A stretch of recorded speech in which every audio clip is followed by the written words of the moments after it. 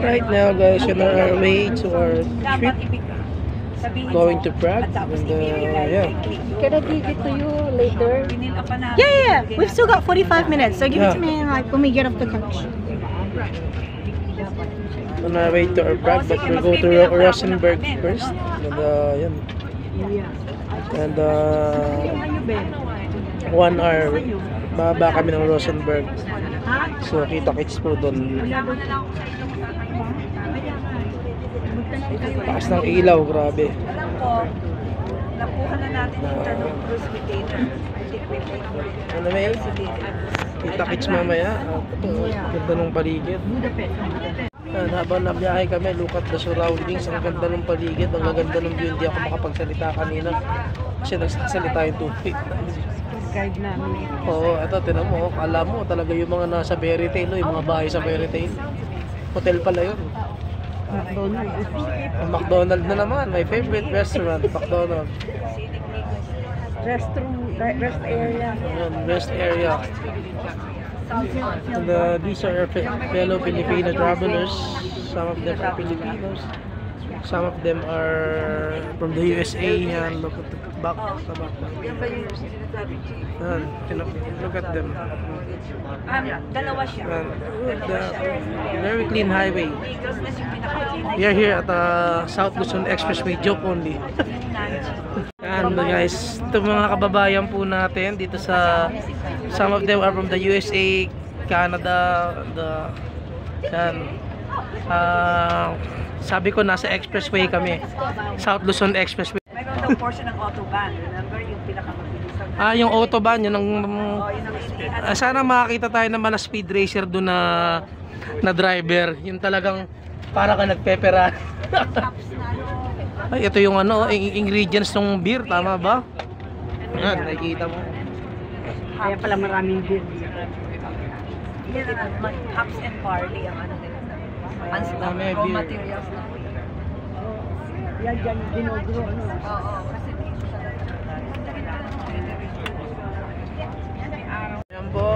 Ayan po mga kaibigan, ayan po nakikita nyo parang sampayan na yan. Ayan po yung parang tanim yung hops. May sinabi sa akin dito isang kasama namin. Ano daw yun? Ingredient daw yun sa pinaggagawa ng beer. Paggawa ng beer? Oo, sa paggawa ng beer. At sa mga mahinginom po. Yung barley kasama din daw yata sabi. Sa mga mahinginom po sa atin na hindi nyo alam, mahilig kayo mag-inom pero hindi nyo alam, ayan. Ayan, ang dami. Kaso na-harvest na yung iba. Na-harvest na yung ibang mga halaman nun, yung mga tanim nun kasi mag-Oktoberfest na. Siguro gumawa na sila ng beer. Kaya karamihan titingnan nyo parang mukha lang sampayan. Ayan. Kala nyo mga sampayan yan. Pero hindi. Ayan po yung usually yun yung ginagamit sa paggawa ng beer. Yan yung ingredients, mga ingredients, no? Pagmasdan niyo po yung yung mga plantation ng mais. Yan, medyo malabo lang po. Medyo malabo. Pasensya na po kayo sa camera ko. Ayan, ang daming mais, no? Sa mga hindi nakakaalam, yung mais po ayan, ito, sanang plantation. Ayan, ayun, another corn plantation po doon. Cornfields yan po yan. Cornfields, ang dami yan. Yan, ginagamit po yan pang ginagamit po yan pang feeds ng mga hayop. Mostly dito yung mga corn, yung mga tinatanim na corn para po sa mga animals po, sa mga baboy, sa mga manok, sa ibon, sa poultry, gano'n. Not like in the Philippines, kadalasan ginagamit po natin sa pagluluto, minsan merienda, yung mga maa blanca, mais con yelo, kung ano-ano pa, at saka sinasahog din minsan. Dito po yung mais po panghayop. Pero mas mostly ginagamit ko ng animal feed yung mga mais. Mandaron po sa dulo doon na daliri ko. bagong tanim na. Although mga bagong tanim na sila. Mga ano, mga parang pabrika.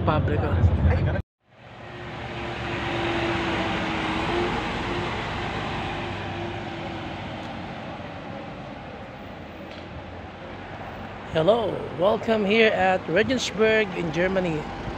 And at this moment po, we're going to this old city of Regensburg. Yan nakikita ninyo. And in a while, papasok kami dyan. Mamaya magbibideo tayo dyan, no? Kaya ngayon, standby lang po. Ginagather lang po kami dito ng aming tour guide. And then we'll be start in a few minutes. Kaya standby po guys. Join me on this European travel by Siegfried's Journey in Life here in Europe. For my journey today here in Europe, Regensburg, Germany. Kaya tara na po guys. Standby lang po as you can see this side po mga kaibigan, ayan po ang Danube River. And ewan ko lang kung ano ay pinapaliguan yung aso niya. Pinapaligo. At yan, Regensburg is a medieval village. Pidiscuss ng tour guide namin. At yun yung pagkakaintindi ko sa ngayon. Mamaya di-discuss natin. Yan, Danube River. Alam ko hanggang ano to hanggang Prague, hanggang Hungary ito Yan Yan. Wow, ang ganda ng sightings, men. Napakaganda. Kaya lang, ito yung mga kaka-group tour ko, my group tour mates. I think I was left because I'm busy discussing something right here.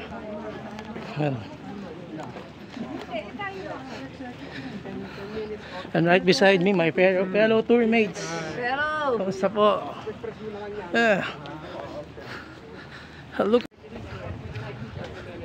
Look at that, man. Ang ganda. Historical,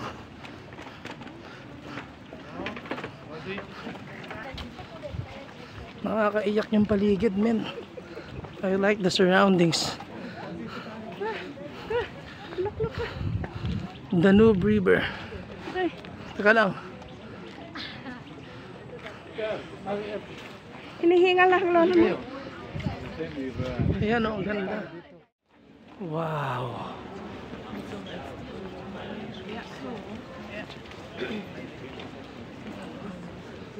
Wow, grabe. Ang ganda ng mga eksena.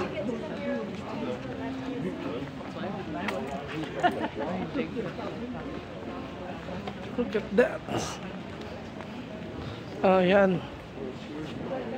And this is the Regensburg, Old City. Ayan siya. Ito yung historical town. Pero ito may nariligaw na hindi historical town, yung mall. At ang ganda, no?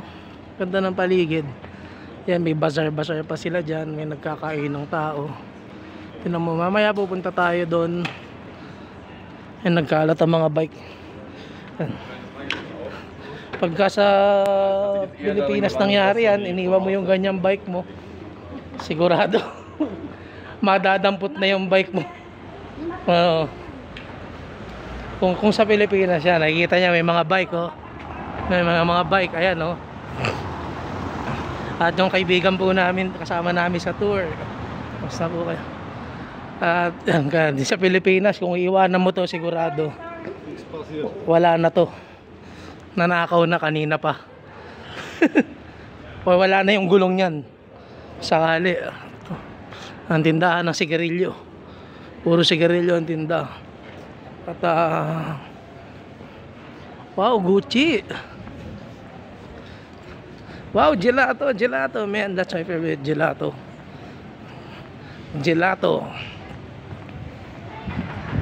In a while po mga kasama, nakikita niyo po sa likod ko, ayan pong St. Peter daw na cathedral, sabi nila. St. Peter's Cathedral, ayan po siya. Laki, ang ganda, grabe. Napakaganda.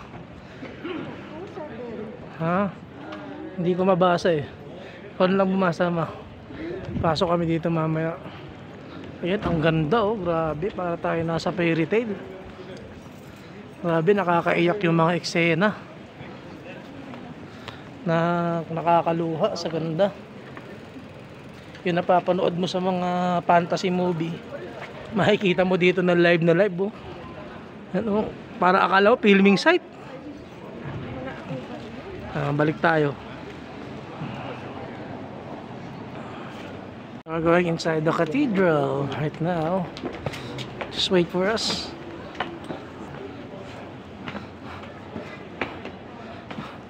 Too many people. Wow, grabe. Ang ganda. Kalangma. St. Peter's Cathedral. No need for light. No more light.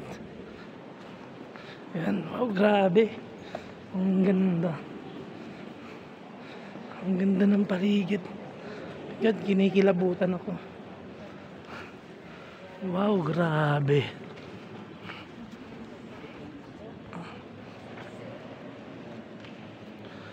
Look at my mom is right there. Wow. This is the St. Peter's Cathedral. They say St. Peter's Cathedral, no? Tawag nila. Or church. St. Peter's Church.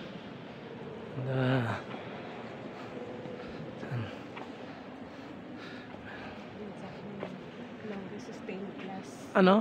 Longest stained glass. Saan yung longest stained glass? Church na. As per records daw, na itala daw to na longest stained glass. Ayan, nakikita niyo yan, yung mga yan. Yung Stained glass. Ang design ng mga santo. mga santo raw on display niyan. World's longest stained glass. Nakakatuwa naman kung yun yung kinikwento nila. Ang ganda oh. Ang ganda ng paligid. Lahat ng ano nito is puro stained glass. Windows, sill. Grabe, puro stained glass. All Stained over is glass. stained glass. Ang ganda. Ang ganda ng paligid. Napaliliguran tayo ng stained glass. Focus mo. Taga lang. Ayan, lahat yan stained glass. World's longest o world's pinakamaraming stained glass na naigawa sa isang simbahan. Kamukha niya yung Gothic Cathedral sa may Sagrada Familia eh. Oh.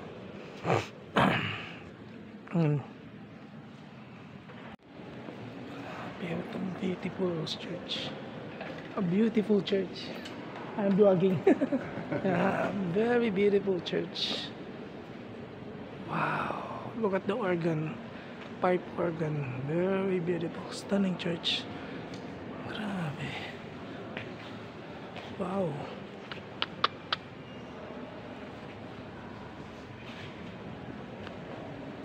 Guys, kung nanonood po kayo ng Hunchback of Notre Dame, parang ganito yung itsura. Pero wala po tayo sa Notre Dame. Nasa Germany po tayo. At ayan, napakaganda. Napakaganda. Diyos ko po. Ang ganda ng viewing. Para tayo nasa fairy tale. So sa fairy tales ba ay city tour ba? Ang ganda na pupunta na kami din mamaya. Ayan o. Sige. Nasa abroad tayo. Kasama natin mga jacket. Makikita mo kung nanonood ka ng mga fairy tale tsaka yung mga fantasy movie. Yan, tingnan nyo. Ay, look at the roads, guys. Para tayo nagpunta ng medieval time. Yung mga Vikings, yung mga knights, mga ganon. Knights and Vikings, and mga ganyan. Nagkalat din ang mga bisikleta at iniiwan na sa labas. Pati scooter. Ayan o. Iniiwan lang, walang kade-kadena. Pag dinala mo yan sa mga bandang Welcome Rotonda, wala na yan. Wow, grabe. Ang ganda ng paligid oh. Bavaria clothes, Bavaria pants. Ayan o, pagka nag-Oktoberfest, ito yung mga sinusuot nila. Ayan. Grabe oh.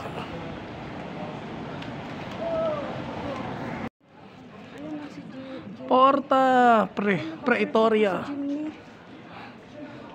Jeepney yan. Ito yung likod nung gilid nung church kanina sa harapan. Porta Pretoria. Hindi ko alam kung ano significance nito, pero hindi ako nakikinig ano to sa. Ito yung likod ng simbahan. Ayan. Ang ganda ng paligid. Pero sila pupunta sa lasap. Hindi ko alam kung museum yun. What can we see inside? Is that a museum inside? Hindi ko naintindihan. Karamihan ng yan. Ayan o. Mga yun, hindi sila nakakaintindi ng English. Ayan, ang ganda. Pero pipicturean ko muna. Ladies and gentlemen, Porta Pretoria. Ayan po, nasa likod to. Ayan po, Porta Pretoria. Sa likod to, parang may hardin doon. Teka lang, anayin natin ng camera. Basta, ayun, sa likod ko. May parang may hardin doon. May ano siya, may coffee shop. Hindi ko alam eh. Basta ang alam ko, Porta Pretoria, sinabi ng tour guide. No? Kaya, ayun, sa camera ako nakatingin. Ang hirap tumingin sa'yo. At titingin na naman ako doon. Kamusta? Ito po ang Porta. Ang hirap. Ayon sa pag-aaral ko, itong coffee shop na to ay medyo sinauna na. Siguro ilang taon na po ito. Sikat na sikat yung kanilang mga tinapay. At ay, may mga litrato siya dito na may mga picture siya na nung araw. Ito, siguro itong kalsada na to, yan nasa labas. Yan nandito, yan. Ayan siya, ayun. Ayun oh. Tapos ito. Siguro ayan yung nasa labas niyan, ayan yun. And ang sinaunang kainan na to, ang unang panahon ko. Masarap yung mga tinapay. Mga kaibigan, ito po yung 5 euro na chocolate. 6 euro? 6 euro. 6 euro po. 5.95. Wag na natin i-convert, no? Pagka kinonvert po natin, mababalo lang po tayo. Titikman ko ngayon. Post. Grabe ho sa pagkakabalot. Para bang ayaw pabuksan. Dahil nga, almost 6 euro siya. Almost 300 pesos. Tikman po natin, ha. Tingnan natin. Isa lang, isang hiwa lang. Titipirin ko to hanggang last day ko dito sa Europe. Yan po guys, tikman natin. Tikman wala po natin. Wala po dyan sa Pinas.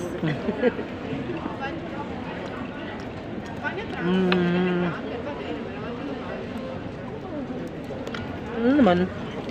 All I can say is okay naman. Sarap naman siya. Lasang tsokolate. Lasang tsokolate. Kaya mga kaibigan, kung nanonood po kayo ng mga fairy tale, ayan po. It's like a fairy tale land here in the... Oh, stop pa. Oh my God.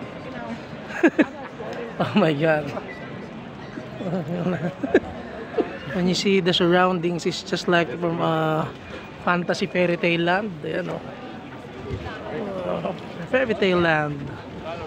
Oh my camera is not good. Look at the surroundings, man. Ang ganda. Grabe. Mga kaiyak, para ka nasa fairy tale. Nakikita mo lang to sa pelikula, oh. And, as you can see around my surroundings, ayan po siya, guys. Parang yung mga nasa... Sorry. Parang yung mga nasa fairy tale, no? Ang bihira, nakakatuwa. Ang ganda ng itsura ng paligid, ha? Tuwan-tuwa ako. Siyempre dito tayo sa Danube River. At ito po yung mga bike sa likod dyan. Kung nakikita nyo po, oh. Piniiwan lang dyan. Oh, welcome to the Danube River. I think this one is connected in the Danube River in Hungary is connected here. Ano? Ang ganda.